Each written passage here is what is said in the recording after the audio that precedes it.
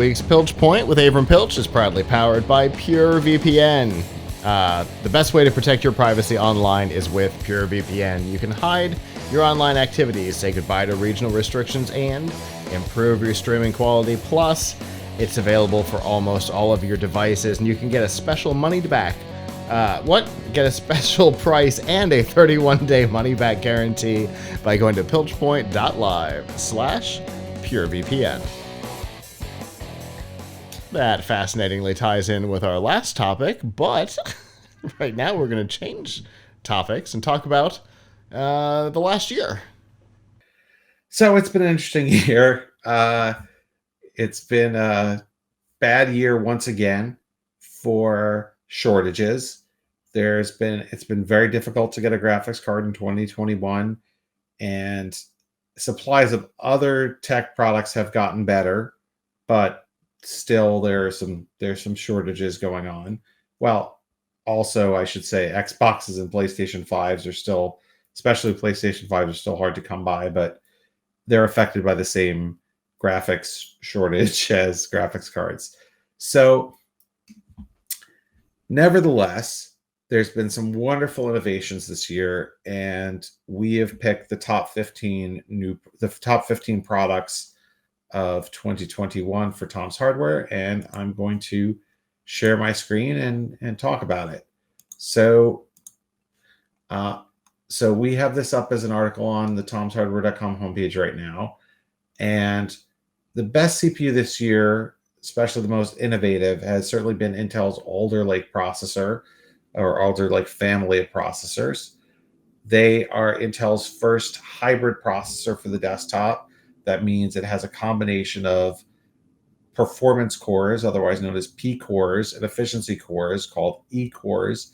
And the E cores and the P cores together allow you to get the best gaming performance on a consumer, or on really a mainstream, or even any CPU, because rather than all the cores using the same amount of power, it can really say you've got some streaming going on in the background, or you've got messaging going on in the background, or you've got music going on in the background. Those can go on the efficiency cores that run at a lower clock speed, use less power, and then more of the heat and power can go to the cores that are doing the important work, like running your game.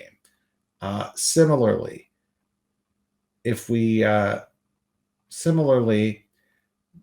for graphics cards, this was not a year of big innovation because we are all still trying to get new graphics cards.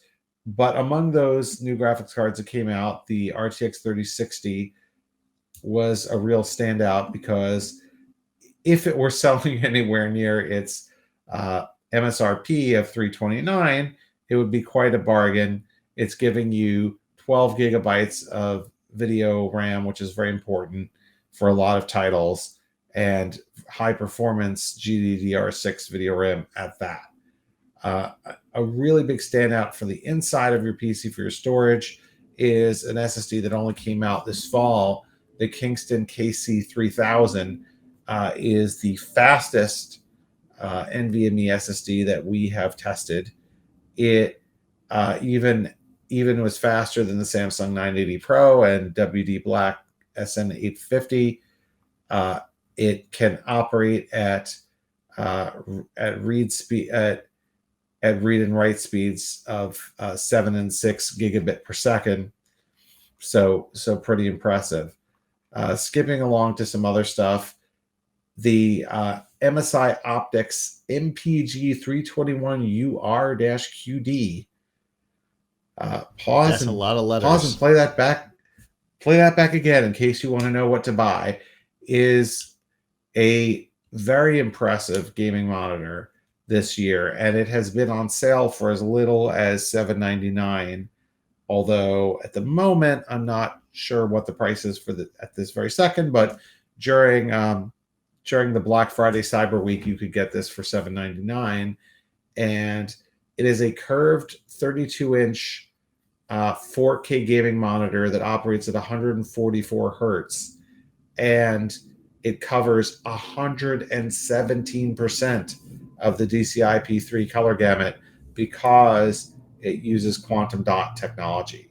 So an incredibly impressive 4K gaming monitor. And in a world where really good 4K gaming monitors can easily cost you over $1,000, this is actually a great value for the price. For our favorite keyboard of the year is one that viewers of this show would be familiar with because I reviewed it recently and showed it on the show, which is the Akko 3098B, a really impressive wireless keyboard that you can also run wired, that has just absolutely fantastic keycaps, the ability to do 5 different between Bluetooth wired and 2.4 gigahertz, 5 different profiles, so you could easily switch back and forth between your different devices, and lovely RGB settings, and a really awesome compact 96% keyboard layout. Our favorite mouse is the Razer Basilisk V3, which what's interesting is the scroll wheel intelligently detects whether you need an infinite scroll or an incremental scroll and changes the amount of tension dynamically to suit you, Fascinating. which is pretty impressive. This year we also saw the birth of the Raspberry Pi Pico, which we've talked about in the show, which is Raspberry Pi's first microcontroller, which has led to an entire ecosystem of microcontrollers using Raspberry Pi's RP2040 SoC. So that was really revolutionary. You could say it's kind of an Arduino killer in the world of microcontrollers. The new MacBook Pro is a big step forward for Apple. It's rather a step forward by stepping back to giving you actual USB port, to giving you regular USB ports, HDMI out, and no more touch bar. So that's useful. We also really love the Voxlab Aries 3D printer.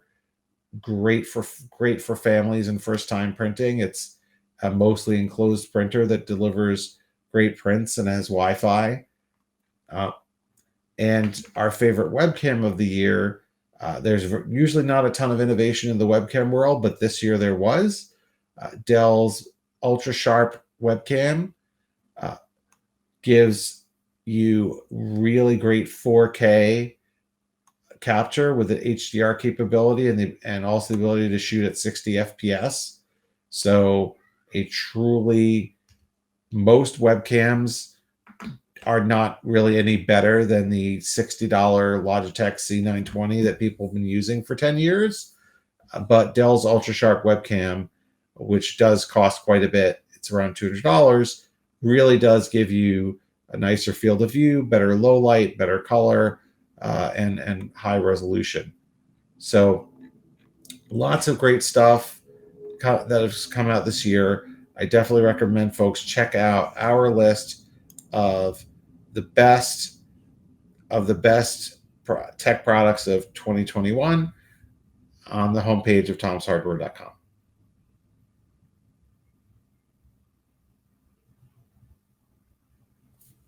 Sorry about that delay. Still dealing with some stuff happening in here. Anyway, that was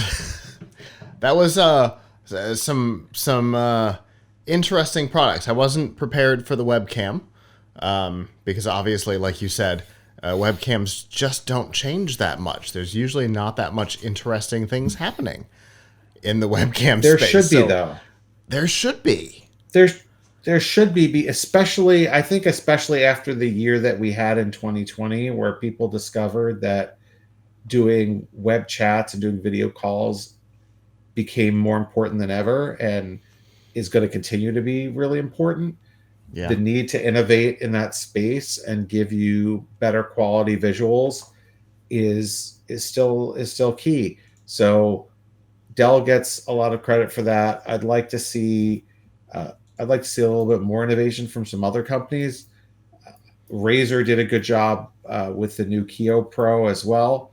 Yeah. This year, I've got one out in my office. This, however, Dell's Ultra Sharp is gives you better picture than the Keo Pro. But I'd like to see a little bit more in terms of quality webcams on laptops. We are seeing a Yes. bit better. Apple upped Apple upped the ante a bit on the new MacBook Pro with the webcam, although it's in a notch. So I think we're going to see more and more laptop webcams going to 1080p, but I'd like to see better in terms of low light and color reproduction and things like that, because Yeah. you need a good webcam. It's true. Now more than ever, right? Yeah. This has been an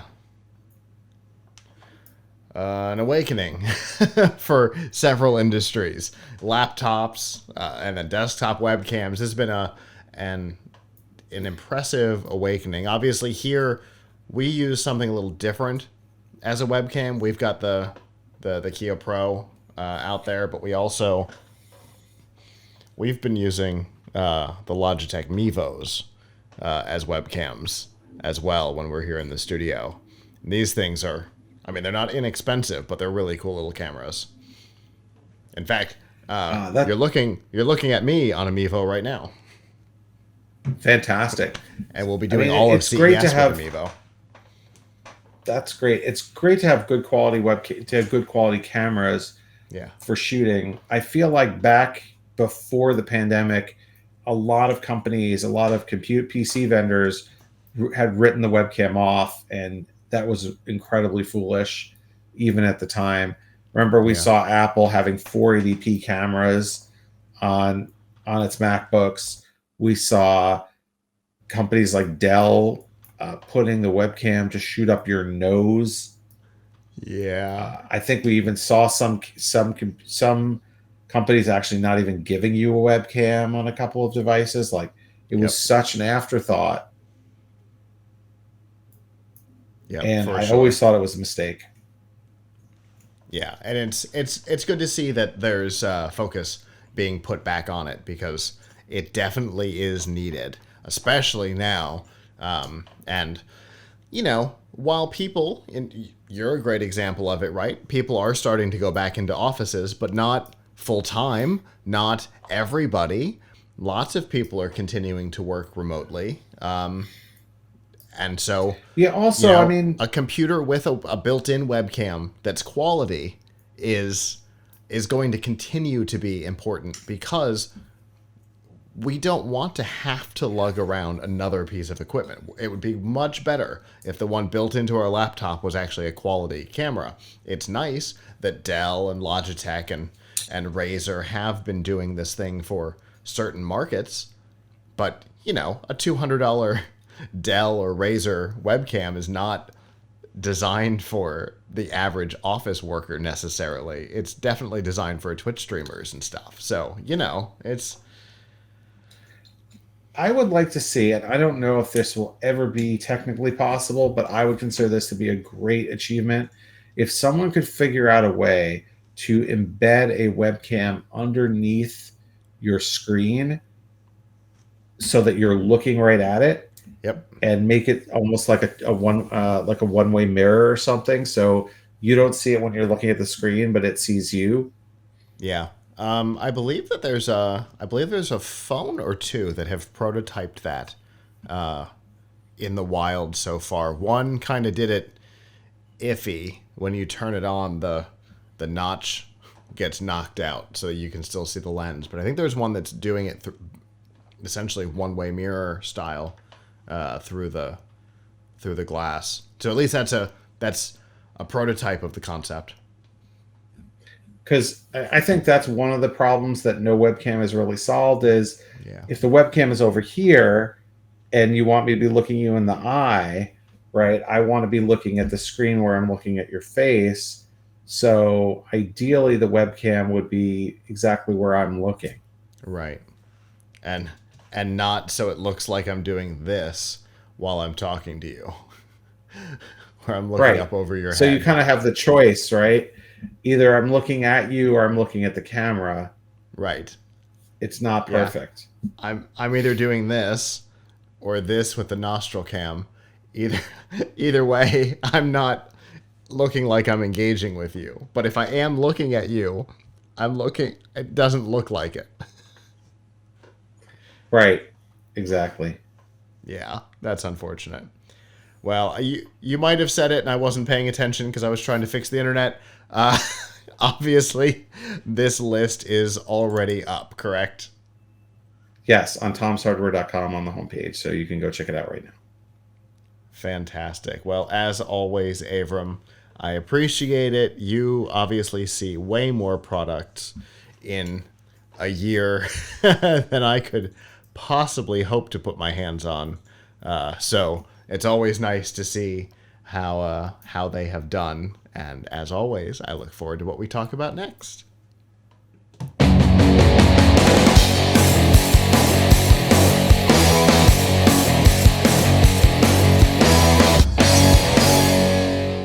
Hello, YouTube. Thanks for watching, and I hope you enjoyed this episode of The Piltch Point with Avram Piltch.